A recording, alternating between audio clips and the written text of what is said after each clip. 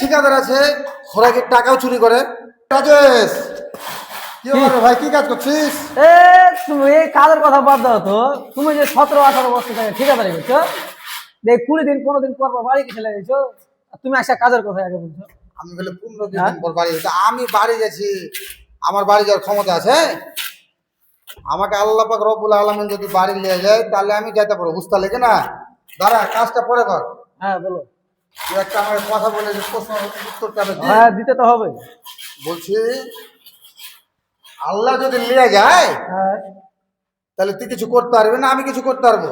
সে তো পারবোই না আমি করতে। যত চেষ্টা করি যে আমি 2 মাস থাকবো 3 মাস থাকবো, বুঝতে লেগে না? হ্যাঁ তবে আল্লাহ পাক রব্বুল আলামিন যার নসিবে যেটা লেখা রাখবে যতদিনই হ্যাঁ সেটাই হবে, বুঝতে লেগে না?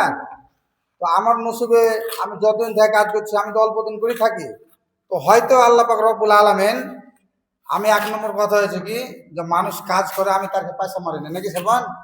ঠিক তো? সে তো ঠিকই। আরেকটা কথা হয়েছে কি যে আল্লাহ পাক রব্বুল আলামিন কবরে যেটা সর্বপ্রথম হিসাব নেবে, আমি সে কাজটা পালন করি, সেটা তো কাজ নয়।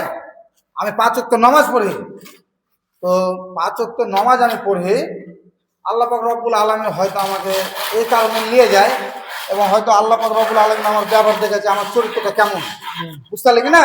হ্যাঁ এই জন্য হয়তো আমাকে আল্লাহ পাঠায়, আবার চলে আসে আমি অল্প দিন থাকে। তো যাই তোরা এইসব কাজগুলা করলি নাকি? হ্যাঁ এই তো এখান থেকে কটা বাথরুম করনু, এই দুটা বাদ দিয়ে বাদ বাকি সব করে দিয়েছি। যাই হোক, আল্লাহ আমাকে বাড়ি নিয়ে যায়, তো তোর কি?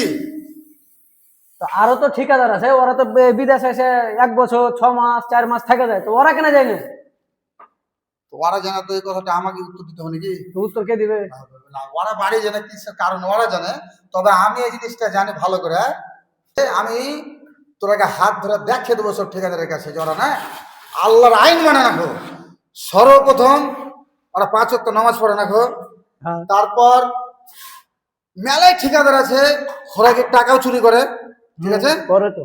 তারপরে লোকজনের সাথে মারপিটও করে। হ্যাঁ এক কথা কি, ওর কোনো ভালো দিকটা নাই, না একদমই খারাপ মানুষটা, মানে গাঞ্জা খোর, আরো মেলায় মদ খোর, মেলায় খোর আছে।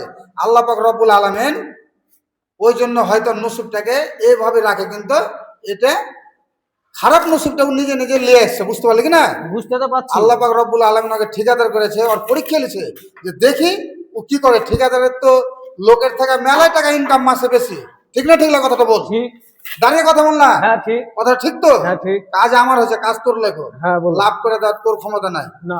আল্লাহ পাক রব্বুল আলামিন যদি আমার নসিবে লেখে যে লাভ হবে আজকাল কাজে, তাহলে লাভ হবে। হ্যাঁ তুই আমার সঙ্গে যখন দাঁড়িয়ে কিছু প্রশ্ন করেছিস তো ওটা উত্তরটা দিতে পারিস না পারেনি? হ্যাঁ, অবশ্যই পারে। সেসব ঠিকাদারেরই দোষ, হ্যাঁ। নিজের নসিব নিজেই খারাপ করেছে, মালখোর, মেলায় খোর। সব ঠিকাদারকে বলবো যে আপনারা আল্লাহর পথে চলে আসেন, আপনিও ভালো থাকবেন, আল্লাহকে আপনার চরিত্রটা ভালো ব্যাপার দেখান, ভালো থাকবেন। আসসালামু আলাইকুম।